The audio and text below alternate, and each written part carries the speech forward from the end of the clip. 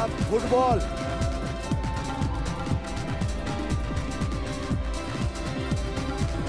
पसीना निकलना बहुत जरूरी है।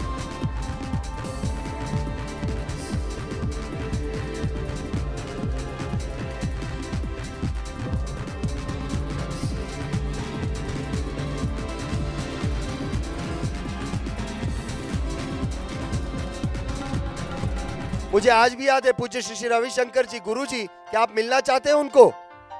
आया ना? जिसने नमूना ऐसा बनाया होगा तो गोडाउन कैसा होगा? आया ना? तो उनको जरूर बुलाएं यहाँ, लेकिन पहले जानना बदलेंगे तब जाके। आया ना? अगर संत को बुलाना है तो भूमि को भी हम वैसे बना दे। और कई राष्ट्र उनको पत्र लिखते हैं प्रेसिडेंट के हमारे देश में आए, क्योंकि उनके कदमों से शांति फैलना शुरू हो जाती है। ऐसे अद्भुत व्यक्तित्व, उनकी कुछ बातें मैं आपके सामने लाता हूं, आप सुनना चाहते हो? मुझे आज भी याद है, एक बार ऐसे ही सत्संग चल रहा था, और सत्संग जब चल रहा था एक लड़का खड़ा हुआ, गुरुजी।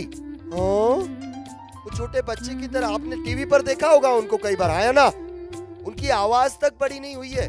कभी कभी वो खिलौनों से खेलने लग जाते हैं, बुद्ध की तरह ध्यान में चले जाते हैं, कभी कभी शंकराचार्य का ज्ञान ऐसा देने लग जाते हैं। इतना आपको पता है, बचपन में स्कूल की बात है उनकी, एक घटना बताता हूँ। बचपन में फुटबॉल का मैच हो रहा था स्कूल का, और टीचर ने कहा कि फुटबॉल को लात मार, फुटबॉल को किक मार। तो इन्होंने कहा मैं नहीं मारूंगा। तो मास्टर ने पूछा कि क्यों नहीं मारेगा? बोले मुझे मारना नहीं आता। सोचिए उसकी संवेदनशीलता। उन्हें कहा कि मैं कैसे मारूं उसको, मुझे नहीं आएगा, मैं नहीं मार सकता, फुटबॉल तक को लात नहीं मार सकता। ऐसी संवेदनशीलता। उन्होंने कहा कि मैंने अपने जीवन में, मुझे याद ही नहीं है कि मैंने कभी अपने मुंह से अपशब्द बोला होगा। ऐसी दिव्यता, ऐसी दिव्यता और प्रेम, कण कण में प्रेम। हर श्वास उनकी, हर व्यक्ति मुस्कुराए उसके लिए ही दौड़ रही है, हर व्यक्ति मुस्कुराए। ऐसी सत्संग चल रहा था, बैंगलोर आश्रम आप आए और देखे, वो भी विश्व भर में घूम रहे रहते हैं। सत्संग चल रहा था और इतने स्पॉन्टेनियस ऐसे ऐसे उत्तर ज्ञान के दे देते और एक एक क्षण में बता देते कि उनकी स्तर या उस ज्ञान का स्तर, और हमें समझा देते हैं खेल खेल में। तो उन्होंने एक बार ऐसी सत्संग था, एक लड़के ने पूछा, गुरुजी क्या आप भविष्य जानते हो? उन्होंने कहा ना, मैं भविष्य बनाता हूं। कैसा है, कैसा है? और जब भविष्य बनाने की बात है, मुझे आज भी याद है, देश का भविष्य युवा जिसकी कॉन्फ्रेंस जलगांव के अंदर थी, 20,000 युवा इकट्ठा हुए थे, 20,000 युवा। और उस 20,000 युवा इकट्ठा हुए, प्रश्नोत्तरी चल रही थी। एक लड़का खड़ा हुआ, गुरुजी हाँ, मैं जब पढ़ने बैठता हूं तो किताब में मुझे हमेशा लड़की दिखाई देती, क्या करूं? तुरंत ही जवाब कैसे दिया उन्होंने। उसने पूछा, मैं पढ़ने बैठता हूं तो मुझे किताब में हमेशा लड़की दिखाई देती, क्या करूं?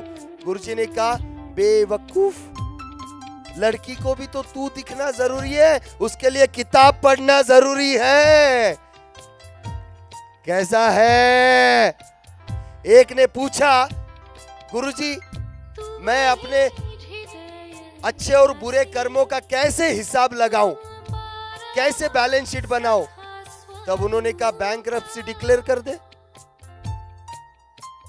एक बार ऐसे ही एक युवा ने पूछा, गुरुजी आपके दाढ़ी और बाल आपने रखे हैं?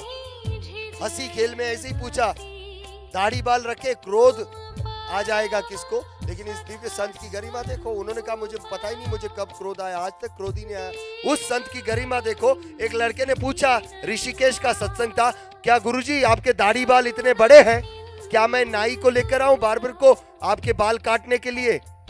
तो उन्होंने कहा तुरंत ही, भाई मेरे बाल तेरे विचारों की तरह उलझे हुए नहीं है, मैं रोज ज्ञान की कंघी घुमाता हूं, उसमें रोज ज्ञान की कंघी घुमाता हूं।